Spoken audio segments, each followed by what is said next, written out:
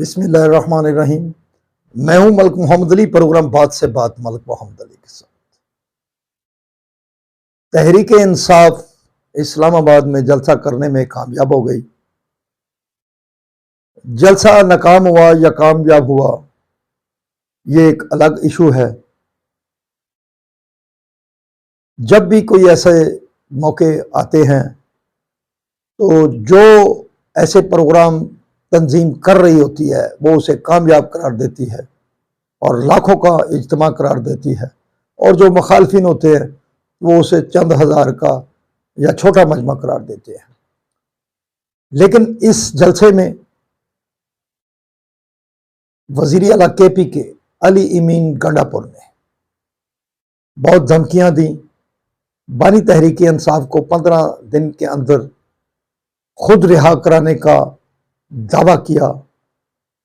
اس کے ساتھ ساتھ پنجاب میں آنے کی بھی دھمکی دی اور کہا کہ وہ پٹھانوں کا لشکر لے کر پنجاب میں آئیں گے۔ اس کے جواب میں مسلم لیگ نون کے اکابرین بھی سیخ پا ہوئے اور ایک نیا تنازع شروع ہو گیا۔ اس جلسے کی تقریر میں جو علی امین گنڈا پور نے کی، بلکہ انہوں نے اس تقریر کے دوران صحافیوں پر بھی بڑا کیچڑ اچھالا، جس کی ملک بھر میں صحافی مذمت کر رہے ہیں، اور ہم بھی بطور صحافی ان کے ان الفاظ کی شدید مذمت کرتے ہیں۔ اور پیارے دوستوں، جن دوستوں نے ابھی تک ہمارے چینل کو سبسکرائب نہیں کیا، برائے مہربانی وہ ہمارے چینل کو سبسکرائب بھی کریں، لائک بھی کریں اور شیئر بھی کریں۔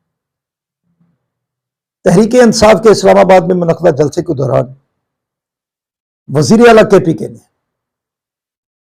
اعلان کیا کہ وہ 15 دن کا وقت دیتے ہیں، ورنہ 15 دن کے بعد وہ بانی تحریک انصاف کو خود چھڑائیں گے۔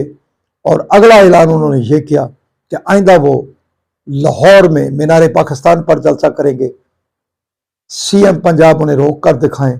اس کے علاوہ بھی انہوں نے بہت سارے الفاظ کیا ہے جو شاید ہم یہاں بیان نہیں کر سکتے، لیکن انہوں نے بہت دھمکی امیز لہجہ اختیار کیا، جس کے بعد مسلم لیگ نون کے جو رہنما تھے، جن میں رانا ثناء اللہ خان، خواجہ محمد آصف، مریم اورنگزیب کے ساتھ ساتھ جو صوبائی وزیر اطلاعات و نشریات پنجاب ہے عظمیٰ بخاری، انہوں نے بھی بڑی باتیں کی، عطا تارڑ نے بھی بڑی باتیں کی، اور بلکہ کہا گیا کہ اگر وہ اسی لہجے میں بات کریں گے تو پھر ان کے ساتھ اسی لہجے میں بات ہوگی اور پھر وہ اٹک پل کراس کر کے دکھائیں۔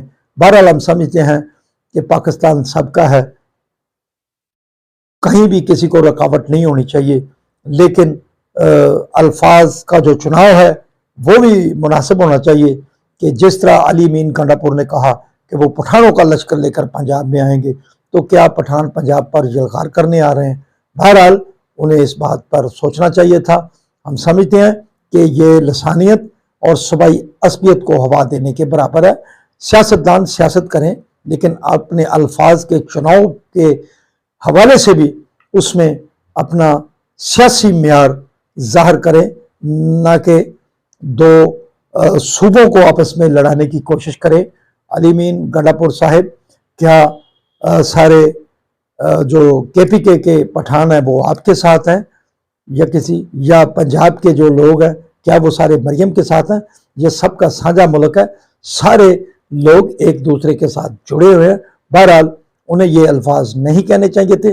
اس کے ساتھ ساتھ علی امین گنڈا پور نے صحافیوں پر بھی بڑی سخت بات کی، اور خاص طور پر خواتین صحافیوں کے متعلق بھی انہوں نے بڑی جس قسم کی زبان استعمال کی وہ ہم تو یہاں بیان نہیں کر سکتے۔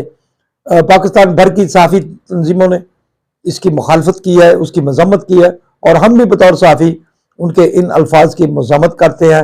اور تحریک انصاف کے چیئرمین بیرسٹر گوہر اور اپوزیشن لیڈر عمر یوب نے تو صحافیوں سے اس حوالے سے معذرت بھی کی ہے۔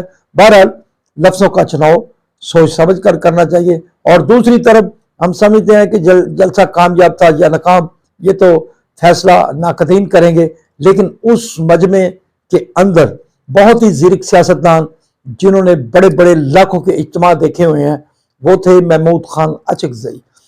محمود خان اچکزئی نے جو چند باتیں کی وہ ہم سمجھتے ہیں تحریک انصاف کے لیے بھی قابل غور ہونی چاہیے۔ اور انہوں نے بڑے واضح انداز میں کہا کہ جو مجمع جس مجمع سے وہ خطاب کر رہے ہیں ایسا مجمع کبھی انقلاب نہیں لا سکتا۔